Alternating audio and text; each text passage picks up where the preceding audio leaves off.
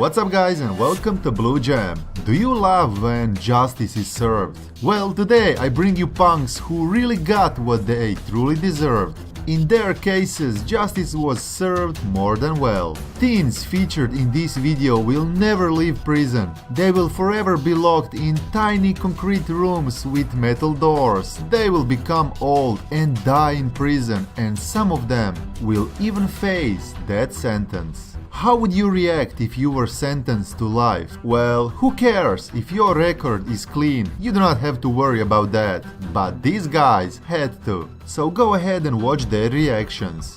Before we start, don't forget to subscribe with the notifications on so you can keep up with the craziest uploads. Tony Farmer's talent on the basketball court made the Garfield Heights High School senior one of the top college recruits in the country. The defendant shall serve a term of 3 years, which is the minimum. But the 18-year-old Farmer may have forfeited a scholarship and his future when he attacked his ex-girlfriend in her apartment building in Bedford Heights on April 23rd. The court orders that the defendant shall serve a term of 2 years on that as well. Tony Farmer collapsed in court on Tuesday after Judge Pamela Barker sentenced him to 3 years in prison on charges that include kidnapping and felonious assault. The defendant is ordered to the custody of the sheriff for transport to the Lorraine Correctional Institution for evaluation as to transfer. And as Tony Farmer heads to prison, the judge says he only has himself to blame for the cloud that now hangs over his once bright future.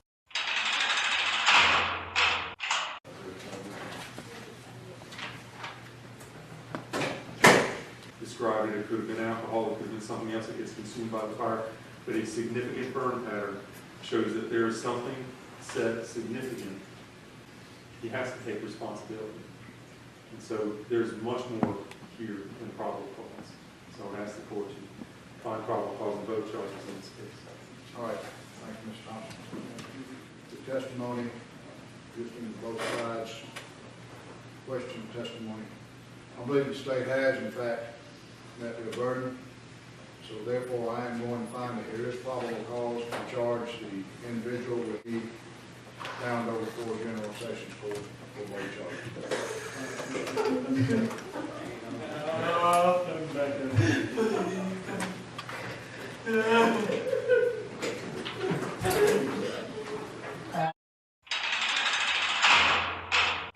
Lane was sentenced for killing 3 teenagers in Chardon High School last year, and it was a shocking morning in the courtroom. T.J. Lane made quite a statement wearing a T-shirt that had the word killer on it. T.J. Lane smiled, smirked. Danny Palmer's mom told Lane, "I hope you have a cold, harsh prison life. With monsters like yourself, you are a weak, vile coward," she told him. Here is what Nick Walzek's mom went on to tell T.J. Lane in that courtroom, and watch T.J. Lane's reaction. "I will have to eventually forgive you. Otherwise, you will haunt me. You will never, ever be in my thoughts after this. Never." He was thinking about inviting you back to that table because he felt sorry for you. I feel sorry for you.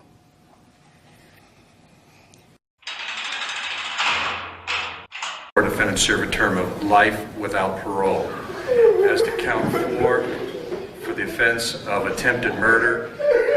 This reaction from a confessed killer was the last in a series of intense moments in this Hamilton County courtroom.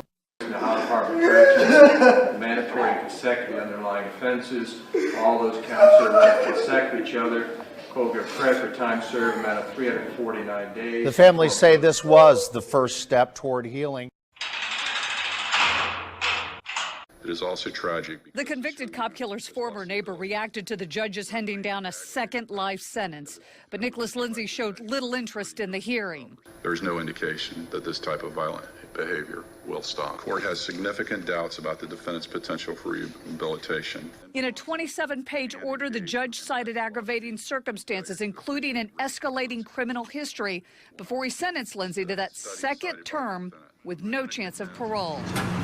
But Lindsay actually grinned when the judge read his ruling, the lack of remorse not lost on David Crawford's daughter, Amanda. Teenager who killed his great-grandmother with a hatchet was sentenced to prison today. Antonio Barbeau will be eligible for parole on his 50th birthday. Tom Murray was in court today for the sentencing. Instead of starting his freshman year in high school, 14-year-old Antonio Barbo will go to prison. He showed varying emotions in court, at times wiping tears from his face. He read only a few words from his own statement. There's a lot going around said by the news, DA, and many other people that I'm a cold, heartless, careless killer. And that's not true. Then Barbo smirked and shook his head when the prosecutor spoke.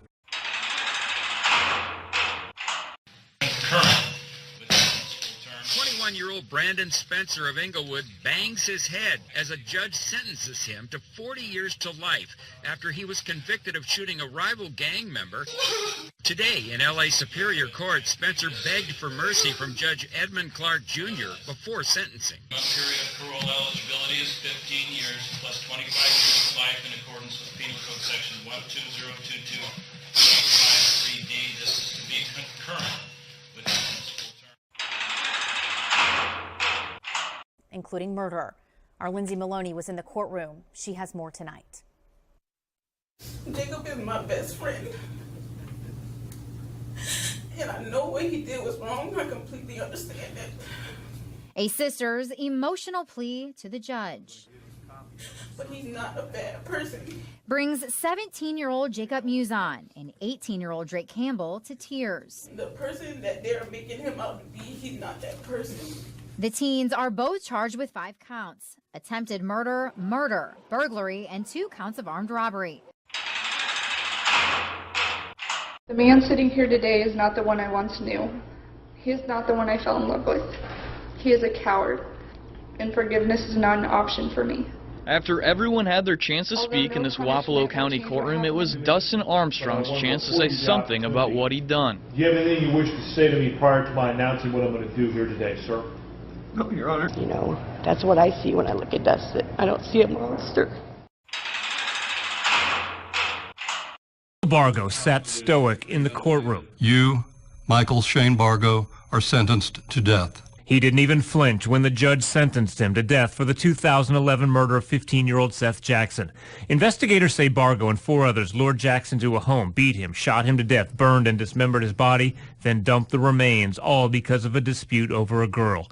The judge called it the most cold and calculated murder he's ever seen. The death penalty is not only justified, it is the only appropriate sentence based on the evidence and the law of the state of Florida. Seth Jackson's family decided not to go to court today. Bargo's grandmother broke down crying, and his family didn't want to talk as they left court. But his attorney pointed blame at Jackson, saying he was a violent person who made plenty of threats. To burn their house down, to rape them, to shoot them. Jurors didn't get to hear about that, and she believes it will be part of his automatic appeal to the state Supreme Court. She also feels Bargo's age should have spared his life. He was 18 at the time of the murder. But the judge didn't see it that way, and he agreed with the jurors that Michael Bargo deserves to die. The defendant shall be taken by the proper authorities to the Florida State Prison and there be kept under close confinement until the date of his execution. Bargo's attorney said they will gather up all the transcripts and the materials from the case and hand them over to the public defender's office. An attorney from that office will file the appeal with the state Supreme Court. Reporting from the Marion County Courthouse, Jeff Deal, Channel 9 Eyewitness News.